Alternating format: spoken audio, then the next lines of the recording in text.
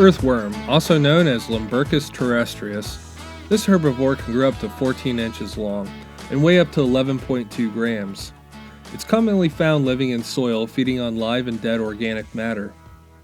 Earthworms are hermaphrodites. The digestive system runs through the length of its body, and it conducts its respiration through its skin. When cut, they can regenerate growth, but it depends on where it is cut. The adults develop a belt-like glandular swelling called a clitellum, which covers several segments towards the front part of the animal. This is part of the reproductive system and produces the egg capsules. The posterior is most commonly cylindrical like the rest of the body, but depending on the species may also be quadrangular, octagonal, trapezoidal, or flattened. The last segment is called the periproct, the earthworm's anus. A short vertical slit is found on this segment. As a special note, earthworms were wiped out in North America during the last ice age due to glaciers. They were later reintroduced by the British colonists of Jamestown. Native American uses would have been the result of post-Columbian colonists. Although earthworms are known to help soil conditions, in some locations such as hardwood forest, they are considered invasive and are being studied for their negative effects on the ecosystem. There are reported cases of people contracting parasites from eating earthworms. It has been suggested that the parasites come from the soil and not the animal. Regardless, if you need to consume for survival situations, it is advised to purge and boil before consuming. As a survival food, there can be up to 1.75 million earthworms per acre. American Indians, Australian Aborigines, the Maoris of New Zealand, and people in China all ate earthworms as a part of their diet. American Indians dried or smoked the worms over a cook fire to store for winter use. The worms were first put in water or fed greens to get rid of the dirt in their gut and to make them more palatable. Earthworms can and have been eaten raw, but it is safer to prepare them first. To prepare, you can either soak them in water for 3 to 24 hours, squeeze the dirt out of them with your fingers, or feed them apple for a day or two to purge them of impurities. Or you can do all three. Next, boil them before they are prepared or used in any other way. The point is to kill parasites and remove the mucus produced by the worm. Boil until the water remains clear and the worm is mucus-free. Now you can roast, fry, chop, add to soups and stews, or dehydrate them. To dry, put boiled earthworms on a baking sheet and cook at 325 degrees Fahrenheit for 15 minutes.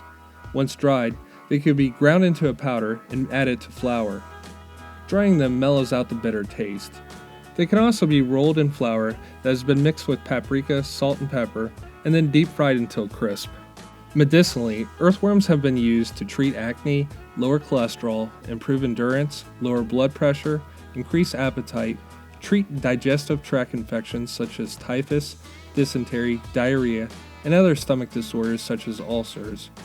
It has been used to treat respiratory infections such as cough, asthma, influenza, bronchitis, and tuberculosis. It reduces aches caused by fatigue or rheumatism, lowers blood sugar for diabetics, heals hemorrhoids, eczema, allergies, wounds, and toothaches, counteracts nicotine addiction, helps in the healing of pneumonia, stroke, inflammation of the ear or liver, and in ancient Burma and Laos, smallpox victims bathed in the water where earthworms had been soaked. Worms were boiled in water with salt and onion, and the broth was given to women with postpartum weakness or difficulty nursing. In Iran, dried earthworms were prescribed to help treat jaundice. And in America, the Cherokee Indians used earthworm poultices to draw out thorns. In ancient Chinese Materia Medica, or medical books, they used earthworms to treat paralysis, fever, and blood clots. Today, modern medicine is taking another look at earthworms as a treatment to dissolve blood clots, boost the immune system, prevent cancer, and for its properties as an antioxidant and antimicrobial. And now for earthworms' other uses and what it's most commonly known for, which is fish bait. Hi, I'm Mike Wynn from Plight to Freedom, and I'd like to thank you for taking your time out to watch my video. I made a few changes that I'm hoping will enhance your viewing experience. You may have noticed those icons that I have in the beginning of each video.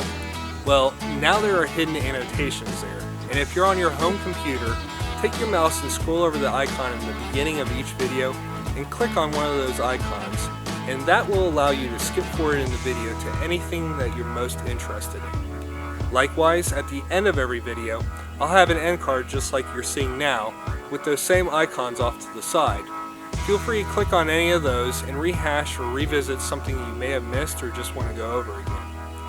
If you have any extra suggestions, please feel free to leave it in the comments below. I value your opinion. And if this video has been helpful in any way, please like and subscribe. You can also visit my website, plightfreedom.com, for more information regarding each of these plants. Again, thanks, and as always, keep your eyes and ears open and your powder dry.